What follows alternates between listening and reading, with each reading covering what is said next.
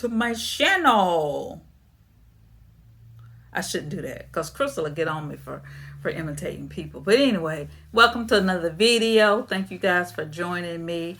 This video is not going to be as long as the other ones. I just got 3 things I'm going to talk about. First, we're going to do an update on my sister's journey through her health. And number 2, we're going to talk about the incident that happened at Crowder's Mountain where the young person was lost on the mountain, on the hill. And 3, we're going to talk about some gear that I take on some longer hikes. So we've already talked about some short hikes and some stuff that I take in my little new purple backpack, but we're going to talk about some longer hikes and some things that I take with me when I go hiking for a longer period of time. Number 1, I thank you guys for continuing to pray with me for my sister, on my sister's behalf. She is doing wonderful. You know, last year at this time, we didn't think she was gonna make it. I mean, honestly, we didn't think she was gonna make it. She was so sick because she had her new kidney had failed, and she was put on back on dialysis, and she was doing it at home like we talked about for 10 hours a night, and it was just so much, and it was literally killing her. It really was. The doctors changed her prescription in April to put her back on hemodialysis, and that's where you go to the dialysis center and you go get treatment for a couple of days a week. And since that has happened, she has been doing so much better. She has been able to eat. She's sleeping because she's not hooked up to a machine all night, and she's able to go on some short walks with me and our little lady dog, and so she has really made a big turnaround, and I just thank God, and I thank you all for continuing to lift her up in your prayers. We know that God answers prayers, and we know that works.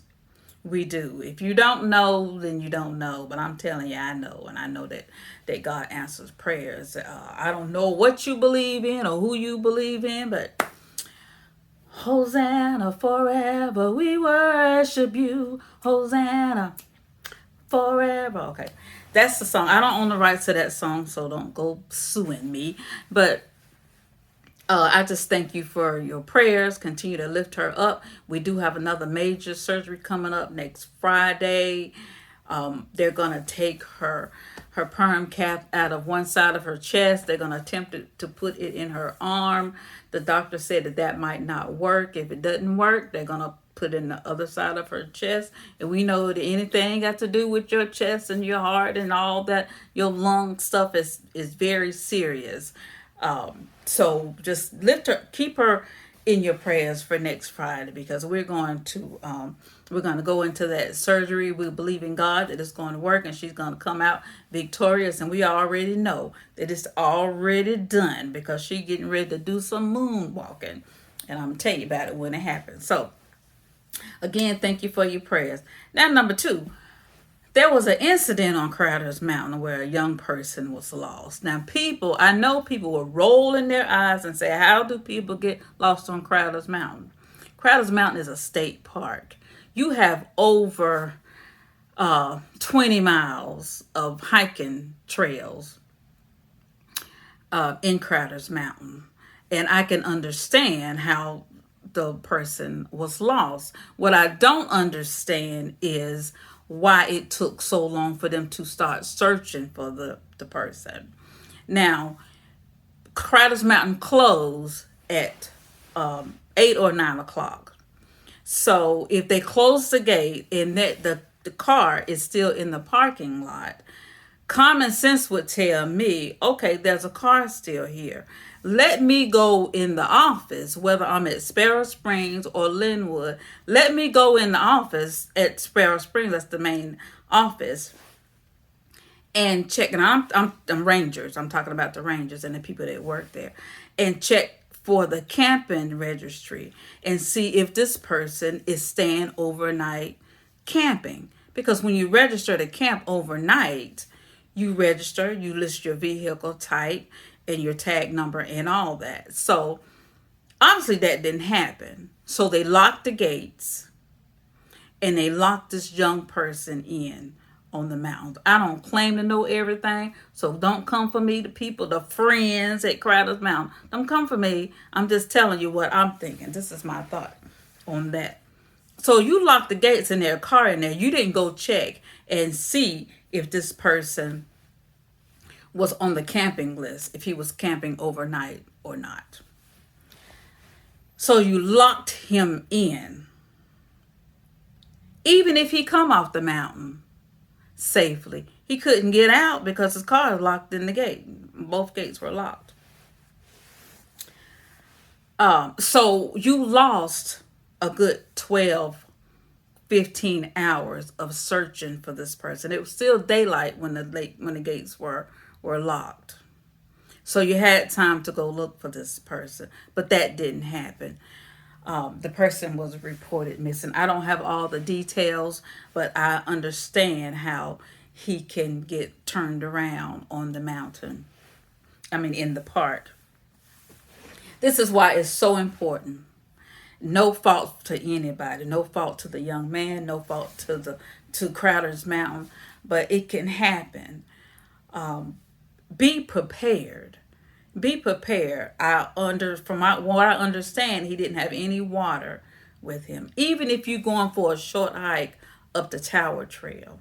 If you go up the Tower Trail and it's at the Tower Trail is at Linwood Road access. If you go up the Tower Trail and you go across the rock top, you come down, you're gonna end up on Sparrow Springs Road entrance if you still on the trail. But if you get off the trail, you're lost in the woods. You are totally lost. And once it gets dark, it's dark. So always to be prepared. And this, like I said, this is for anybody that goes on a short hike or a long hike. Take your cell phone, take your car key, take you some water. If you're just I'm just gonna run up here and run down. All you folks that's running up and down that mountain like it's nothing, kudos to you. But they laugh at me all the time, and if I'm going up the Tower Trail or the backside. Yes, I got my backpack with me. I got my Gatorade, and I have my water with me, and I have my phone. Because anything can happen. You can get turned around. There's a lot of trails. I see young people with tank tops and shorts. Do you? I'm just telling you. Just be more vigilant, be more careful when you're going even on short hikes. That's my 2 cents on that. I feel like that this young person could have been rescued long before or found long before that next day and probably traumatized from having to spend the night in the woods without any gear or anything like that, extra clothing and things like that. So for the people that found him, thank God for you, for the rescuers, the people that use the drones or whatever to get him out. I'm so glad that he was found and he or she, whoever was found, okay. So number 3, let's talk about going on a longer hike. Now I've already told you what I take in my backpack when I go on short hikes. When I say a short hike, I'm talking about, I'm going 3-4 miles, maybe longer than that. But when I go on a longer hike, there's some extra things that I take with me also. I might add some stuff to my bag that's not already in there. And so to give you a perspective of what a longer hike might be, say I'm at Crowder's Mountain at the Boulders Access, which is off of Dixon School Road in Kings Mountain. So I'm going to start there. And I'm hiking to Crowder's Mountain. I'm hiking to the pinnacle at Crowder's Mountain in Gastonia, wherever it is. it's technically still in Kings Mountain, but okay, so that's 7 miles one way. That's 7 miles one way. So that's a long hike.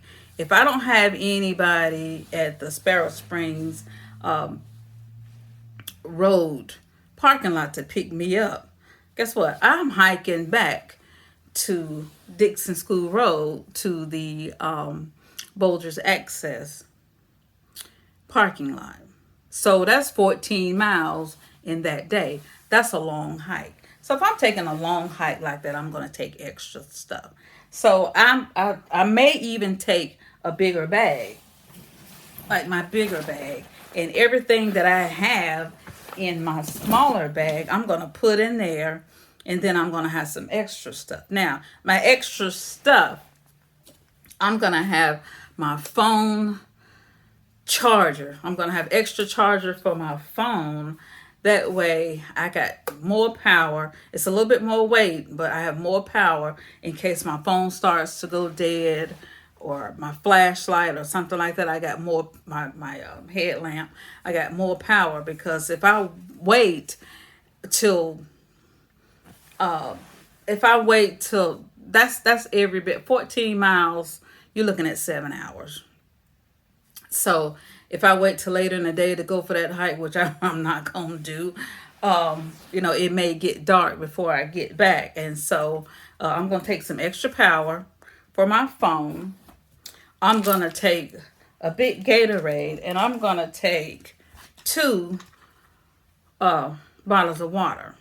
2 big bottles of water, not little bottles. I'm going to take 2 big bottles of water, and I may even take 3. It just depends on the weather, how hot it is, how humid it's going to be, or even when I start. I may take 2 waters and 2 Gatorades. And I'm going to take my water filter in case I run out of water and I can get it out of that little stream and I have to filter it. But we're going to talk about the filter when we talk about backpacking. So those are 3 extra things that I'm going to take. More water. I'm going to take my charger. My battery charger. I'm going to take more water and more Gatorade. Now, this is always going to be strapped to my ankle. And if you don't know what this is, then you probably don't need to know. But it's going to be strapped. It's in a case right now because I can't show it. But it's going to be strapped to my ankle, even though I have a smaller one that I carry when I'm doing shorter hikes. This one is a little bit larger, and it's on my ankle. And that's for my protection. That's my Granny Ree right there. So I don't know if we talked about trekking poles, but when I go on a short hike, I carry my stick. A friend of mine made this for me, and I just love it. But when I go on short hikes, I always take my stick with me, and this stick is good for, helping you get up and down hills because, sometimes you need that extra. It's also good for getting the snakes and the spider webs and the lizards and all the stuff. Just making some noise when you're coming down the trail. And it's also good for when those people that don't have their dogs on a leash. It's good for that too. Fido, get out of my way. But anyway, so on a short hike. Now, if I'm going on a longer hike, like we talked about, going from Dixon Road to Sparrow Springs, which is about 7 miles one way, I'm going to take 2 trekking poles because I'm going to be walking longer. I'm going to need more support. We're talking a ridgeline trail. That's what it's called. It's called the ridgeline. And so you're doing a lot of up downs. That trail is backed up to a lot of private property, and most of the property is, and I'm going across 3 road crossings. So it's backed up along a lot of private property, and most of them have fences separating the trail and their property, but some of them don't. So, I got my sticks with me, but to help me kind of just beat along the trail and get up and down. These things are right. They look like uh, what they call them, skiing poles, but these are trekking poles, and I have a couple pair of these, but they mostly for longer hikes and hikes that have a lot of incline to help me get up the incline and to also give you the support when you're coming down. So that, and I'm gonna always have my hat with me because the weather may change. And the same thing that we talked about in the other video about having your snacks, your food. I mean, your yeah. When I say food, I mean since it's a longer hike. We're talking about 7 hours, talking about 14 miles. I'm gonna pack not just trail mix and granola bars, but I'm gonna put some electrolytes in there if I have to add to my water. I always have those little Kool-Aid packs that I add to some water. Sometimes I may make a couple sandwiches to put in my bag. It's a longer hike, so I'm gonna need extra nutrition when I'm out there for a longer hike. So yeah, I have more food, and that's why when I go on a longer hike, I try to take a bigger bag because I'm gonna have more stuff in it. But almost everything that I take on a short hike, I'm gonna take on my longer hikes also, which makes sense. But I'm gonna add a few things. So to recap, we talked about my sister on the upswing. She's on the upswing. I'm gonna tell you something. My sister is out. She's over 60. So, when she got really sick the second time around, she started making a list of things that she wanted to do. Sister got her ears pierced now. She getting sassy on me, but she got her ears pierced. And she told me the other day that she wants some dangly earrings.